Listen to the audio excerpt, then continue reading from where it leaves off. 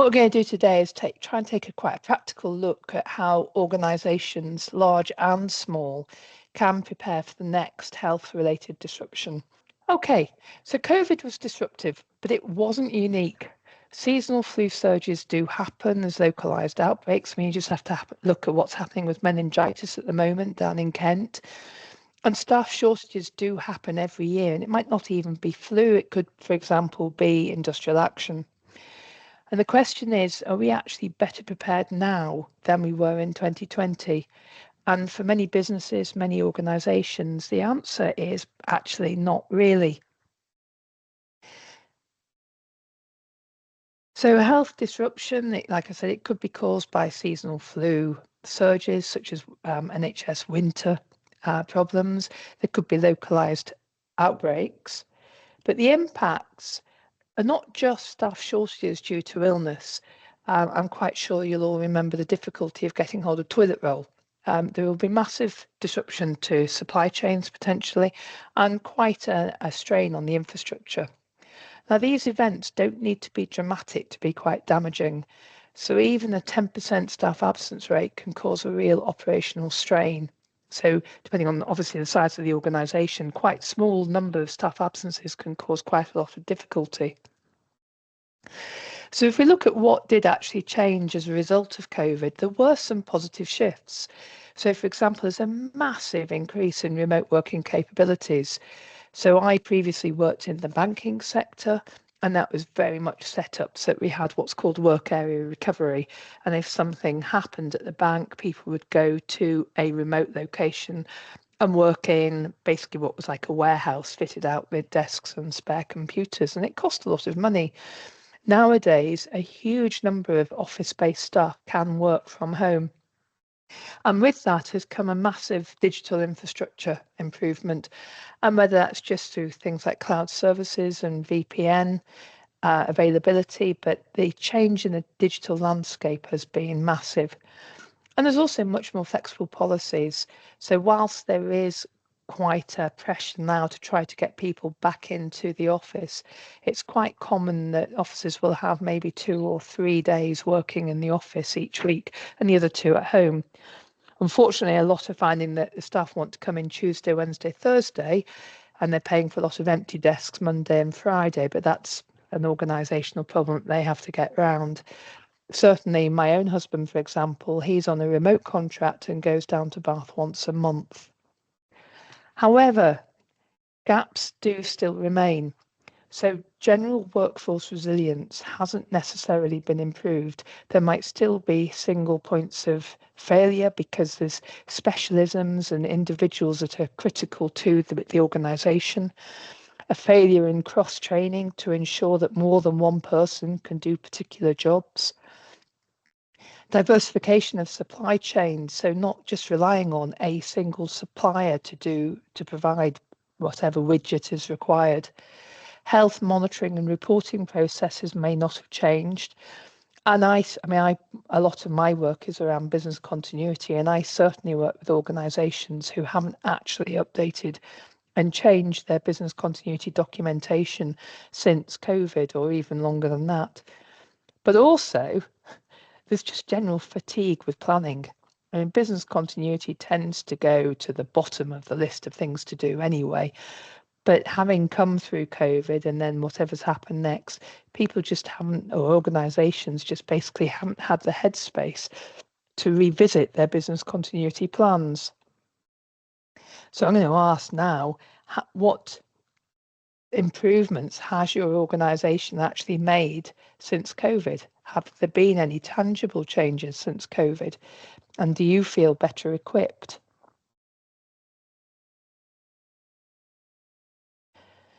So the next slide. I don't mind jumping in and answering a question in the please in do. the silence. So hello, I'm Dan. So I've only recently been in post where I work for Holland and Barrett. I've been in post 8 months now, so I don't know a lot about what happened prior to my arrival around. I mean, we would have been impacted quite significantly. It's on a piece of work that we've got over the next few weeks, and it's sort of triggered with the meningitis outbreak that you alluded to earlier. Now, ours, I think retail, and you mentioned it then, that business continuity falls to the bottom of the pile. Now, I've spent before this 10 years in the ambulance service, hence this is sort of my navigated route into this forum, and I think we've been quite blessed that we've invested in it because we've recognised the importance of it, and equally I think the principles of it are so transferable, whether you're big, small, or in the middle. So I think going back to the question on what we've done post COVID, I wouldn't be able to answer, but we're certainly heavily invested in it moving forward.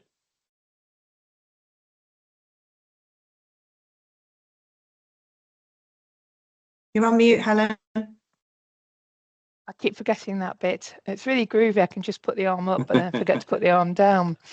Well, in actual fact, retail is the first sector spotlight. So I've got a couple of sector spotlights, which I will touch on during the presentation.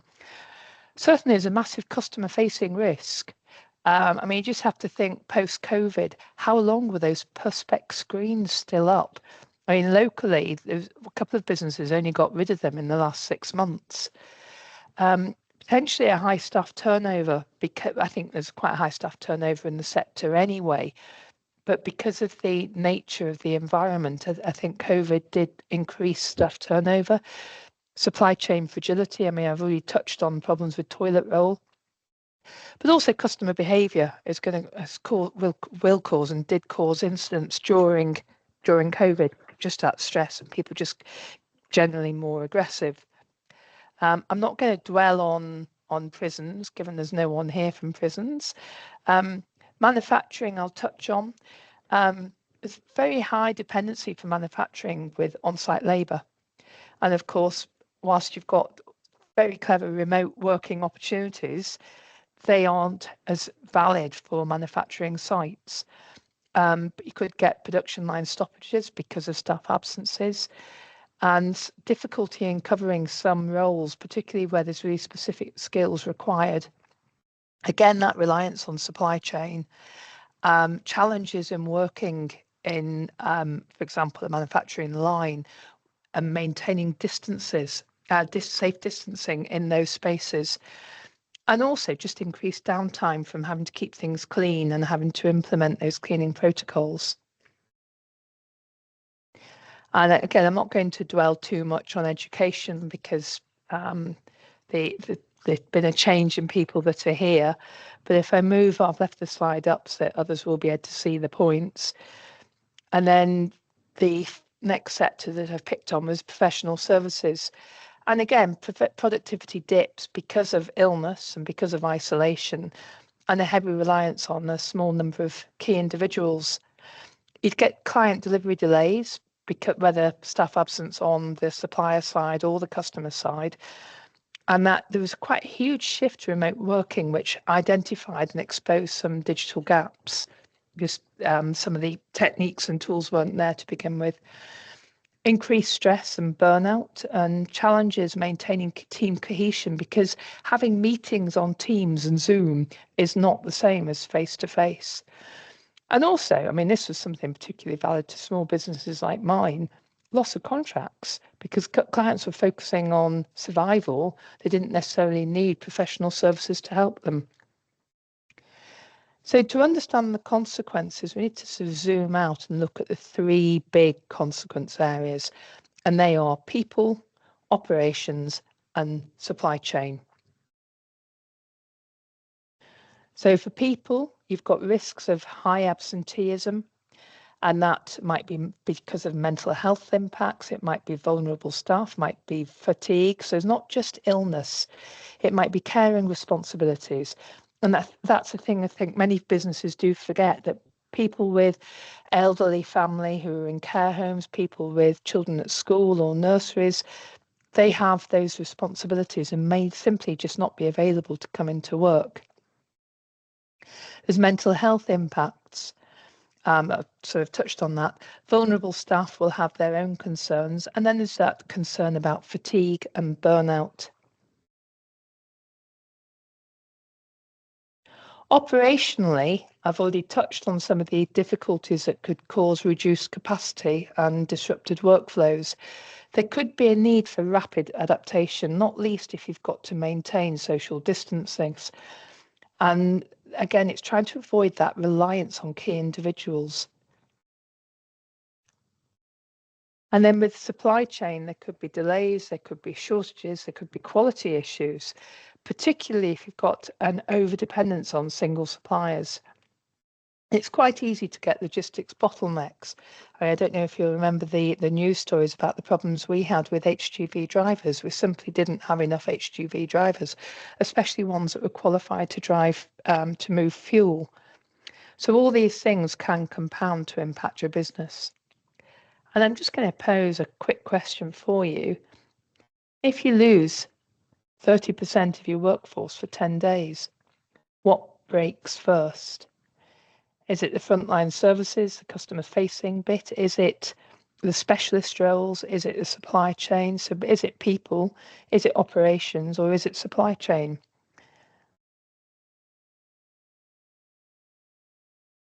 Ooh. Again, I don't mind sharing from our perspective if that's useful for everyone. And there we go. And one man band. I think it's really important to note that that's quite a relative point, because even for us, if we look at, let's say we use retail for example. You've got 5,000 retail staff across the UK. 30% of those, 1 in 3 of our staff, that's going to stop us. That's going to slow us down significantly. What breaks first? Good question. The operational impact, how we're able to serve customers, slower customer sort of turnover, supply chains going quite a significant, because we can't process things in and out of a warehouse. Everything, I suppose everything slows down by a third and takes twice as long to recover. Would sort of how I would look at it. If we lose a third in terms of our people, we lose a third in sort of our operational output, but we'd certainly note it from a supply chain and operational side. And the one man band, I totally understand that, being a one man band or one woman band myself. If something happens to my business, it's family or business. So it's about understanding that, but also about understanding your clients understand that. Okay, so if we move on, so I'm just moving things on the screen so I can see. Okay, so let's look at some practical preparedness steps for small businesses. And preparedness doesn't need to be complicated. Basically, there's 5 key areas that will make the biggest difference in terms of pandemic health incidents. One is workforce resilience, and I will go into each of these in more detail. Infection control measures, communication and decision making, which is absolutely key. Supply chain preparedness, and then business continuity integration. So for workforce resilience, these are things that aren't just good for health emergencies. These are just generally good practices to have. So cross-training and role shadowing, so that you're not totally dependent on that one person. There's not the only person that knows how to do the accounts, or there's one person that knows how to open the safe, or one person knows how to do any particular role. It's absolutely key that you have that cross-training. And what I would also say, it might be difficult to maintain cross-training, but having documented working practices, then at least people can follow a process, can follow a policy, so that they can work their way through. Having clear sickness and isolation policies, having them written before, will absolutely help. I know with business continuity incidents, if on day one you're having to spend time discussing, are we going to pay staff because we're sending them home?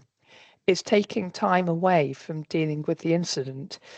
If you can actually have a clear policy that explains what the stance is, what approach the business will take, then you don't have to waste time working out what you're going to do. You might need to tweak it, but basically if you've got those clear policies in place, then you can just swing into action and apply them.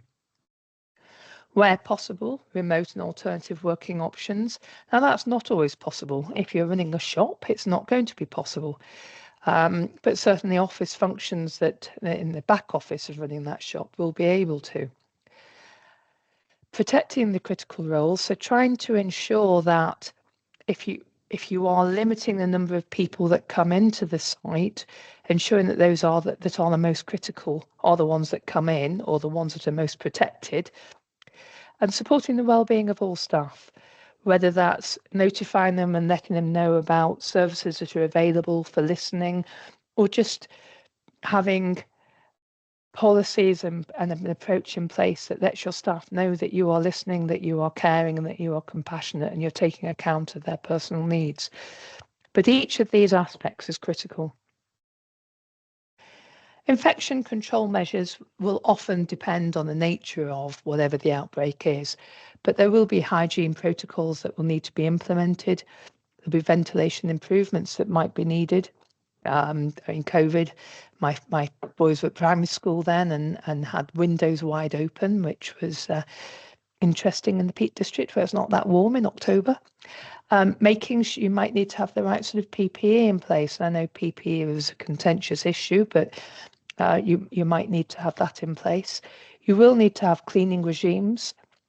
And it's interesting how quickly that has died down. If you think about how much gel was around during COVID and how every building you went into, there was gel at the door, there were sanitation stations, and places were cleaned more regularly. And it's incredible how quickly we've gone back to what we had originally, so not even a halfway house.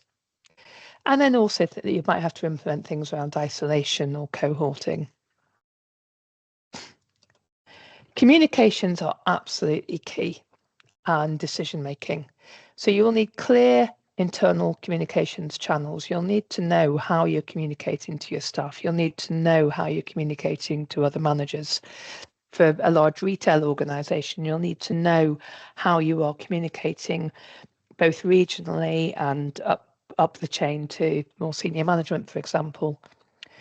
Pre-agreed triggers for actions so that you know what you need to do.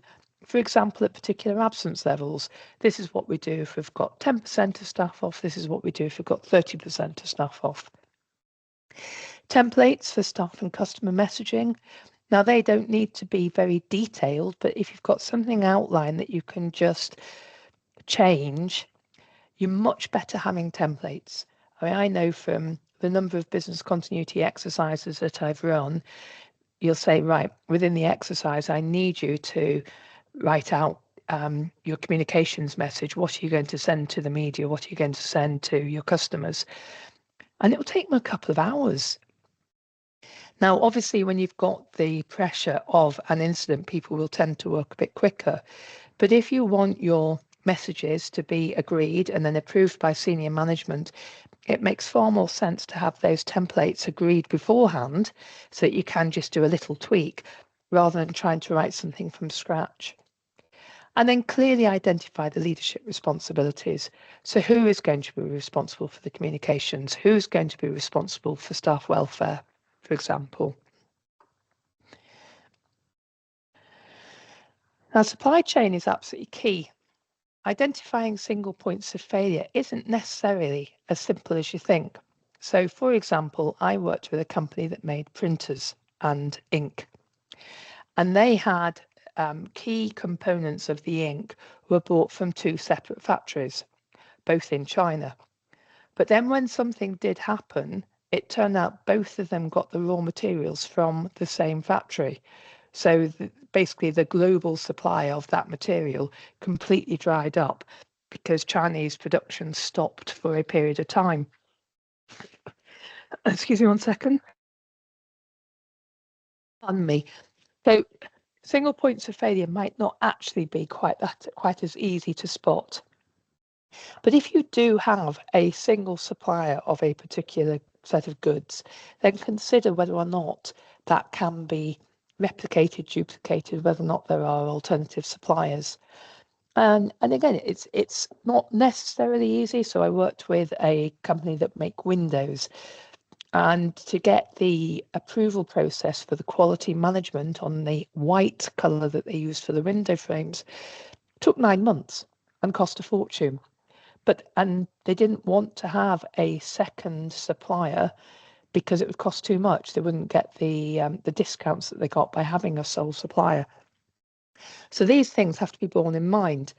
And if that's the case, it's absolutely fine to have a single supplier relationship, but then you need to ensure that you've got enough stock and you need to be able to manage that stock.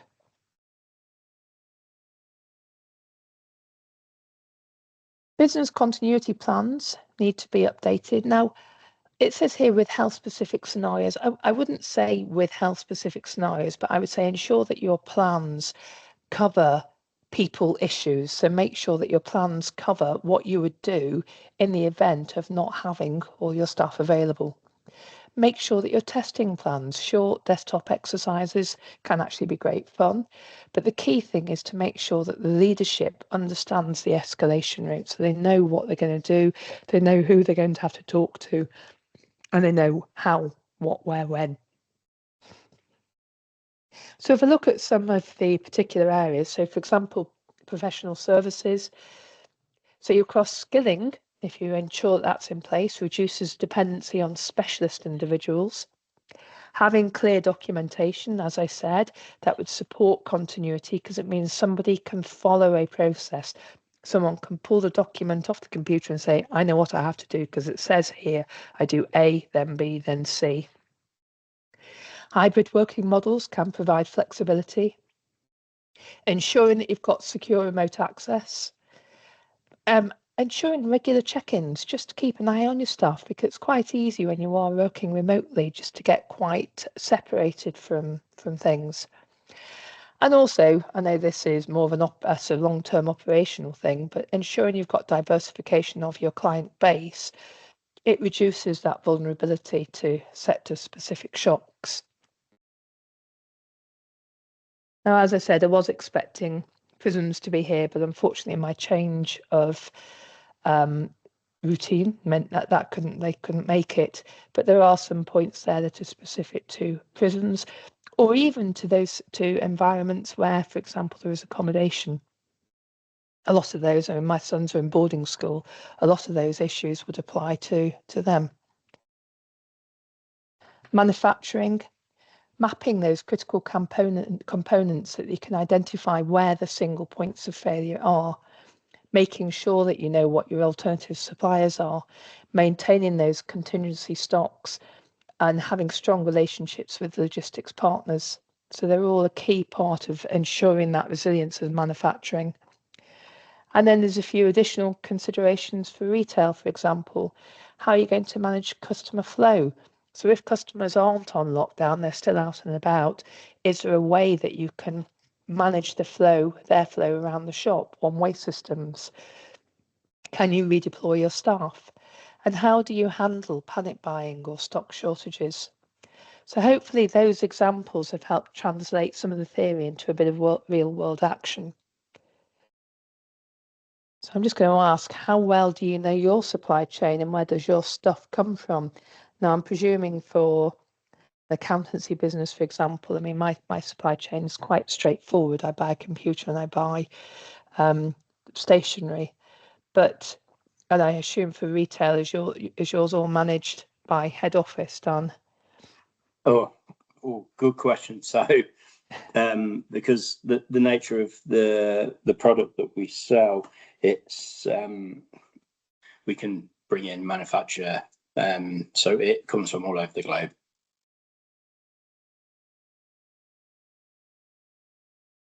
I've remembered to unmute. Thank you. Okay, so let's look now at improving response and recovery. So the key thing is having a rapid response framework, implementing recovery planning, and then embedding continuous improvement. So as I said earlier, preparation doesn't need to be complicated. Small, simple steps can significantly improve your resilience. But response and recovery are basically about speed and clarity. So in your rapid response framework, early detection is key. Now, I'm not saying that you need to be taking swabs from your customers, from your staff, but keep an eye on the news. I mean, we already knew that COVID was going to be an issue because it had actually been top of the national risk register for a long time. Not COVID itself, but pandemics were top of the national risk register in terms of likelihood and impact. But also, I mean, there was so much stuff on the news before lockdown in terms of what was happening in Italy and then what was happening in terms of the UK and then the debate about whether there was going to be a lockdown or not. Keep an eye on it. Get your incident management team invoked and discussing and keeping an eye so that they're able to swing in quickly to make decisions at the right time. Make sure the information flows in place so that your incident management team, for example, are talking to each other and that you're communicating regularly. You're discussing so that everybody knows everybody knows the same information. You're sharing the gossip that you've heard, for example. Ensuring that you've got rapid decision making. And as I said, that can be improved by having some policies already in place. So things like having policies around staff absence in place already. Making sure you've got clear roles and responsibilities. So who is responsible for supply chain? Who is responsible for cleaning? Who is responsible for staff welfare? And basically just maintaining agility throughout so that you can respond and flex.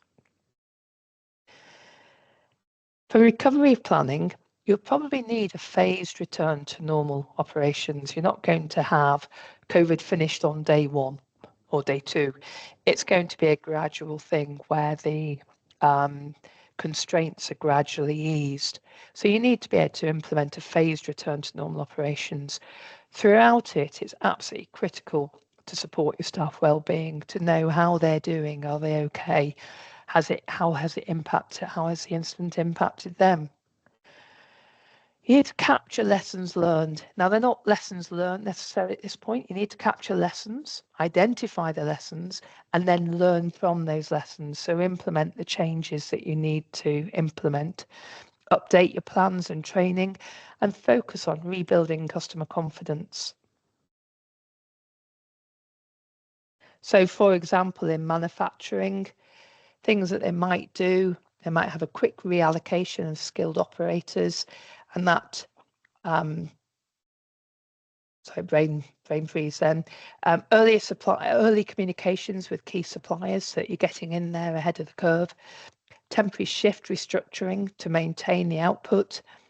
Rapid quality checks to prevent downstream defects, and clear escalation routes to try to reduce downtime.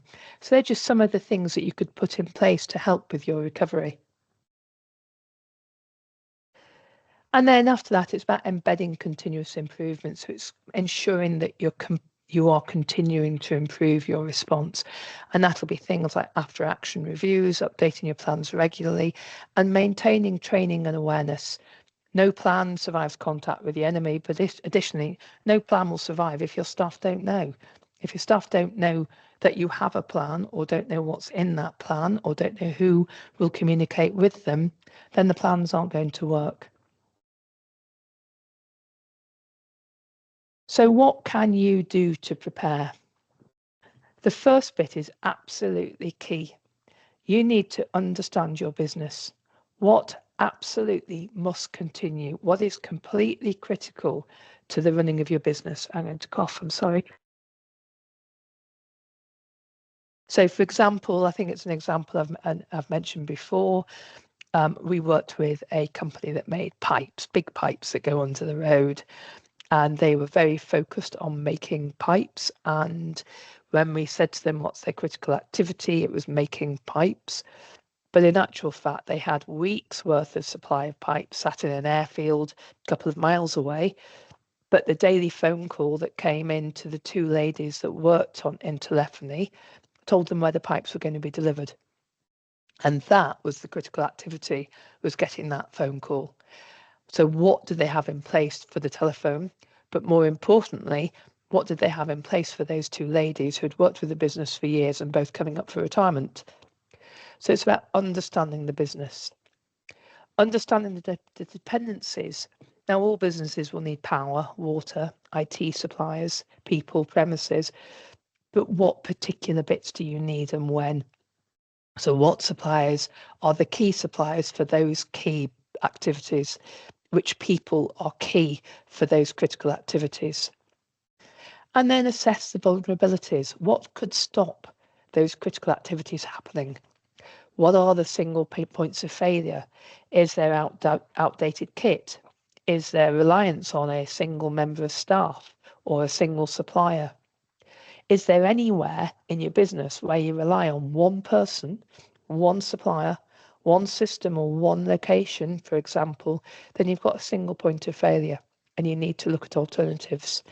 So I'm just going to let you take a second to think about whether or not you have any single points of failure. And it could even be that you are the single point of failure yourself.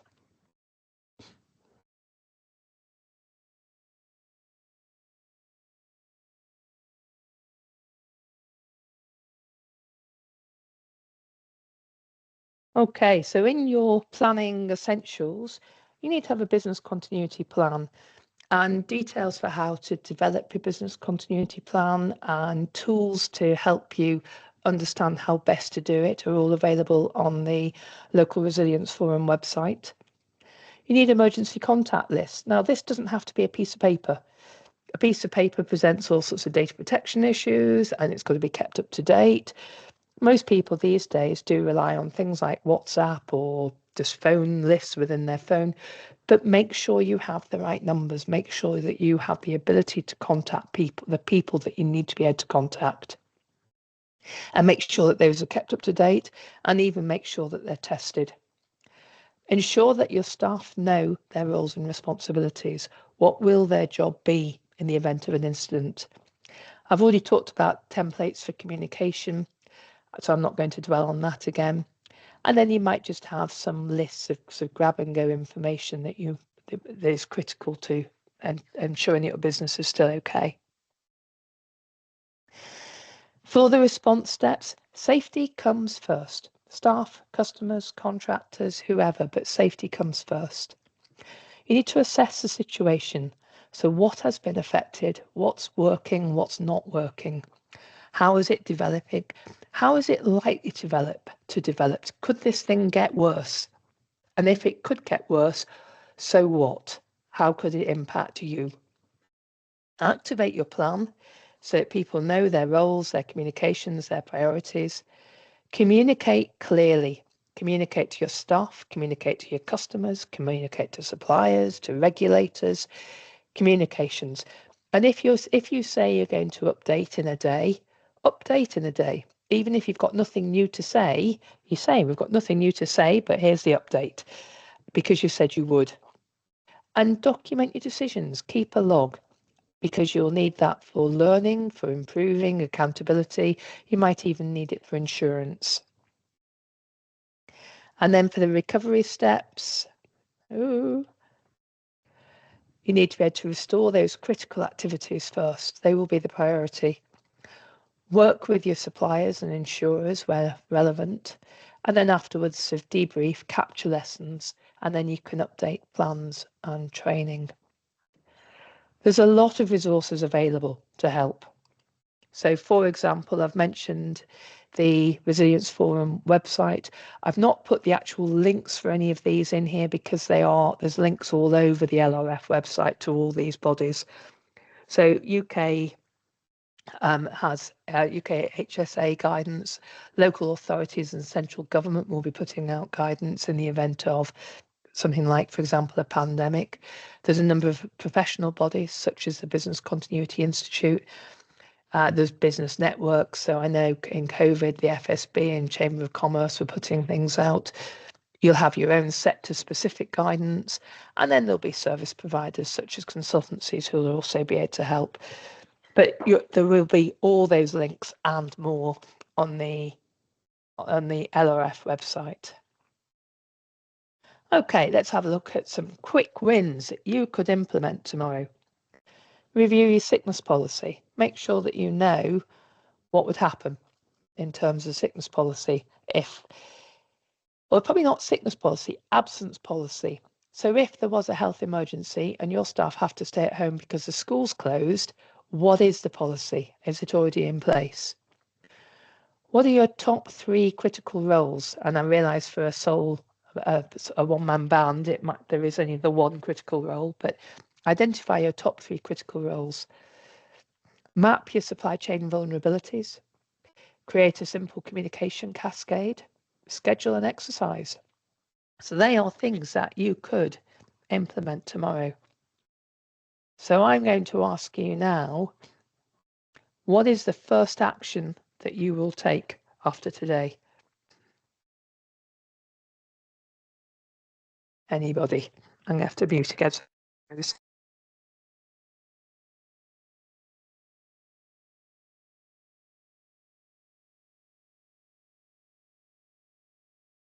Anyone going to take any action?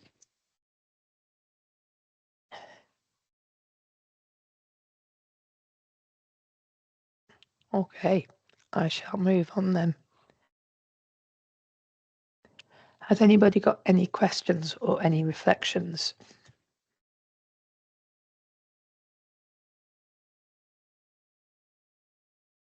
I am still here. Sorry, I've been trying to flip me thing down. I'm not saying so.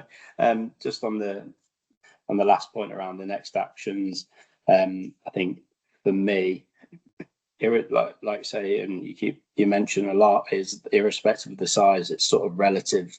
You know, losing one person to one-man band is a massive, but equally for us on an enterprise level, you know, if we start losing key figureheads, then we're in a bit of a pickle. So I think it's understanding from my perspective what we've got currently and readily available. When you mentioned about the absenteeism and the sickness policy as such, it's whether or not we are readied for the potential, I use the word backlash, of staff that are going off if we have a pandemic again tomorrow.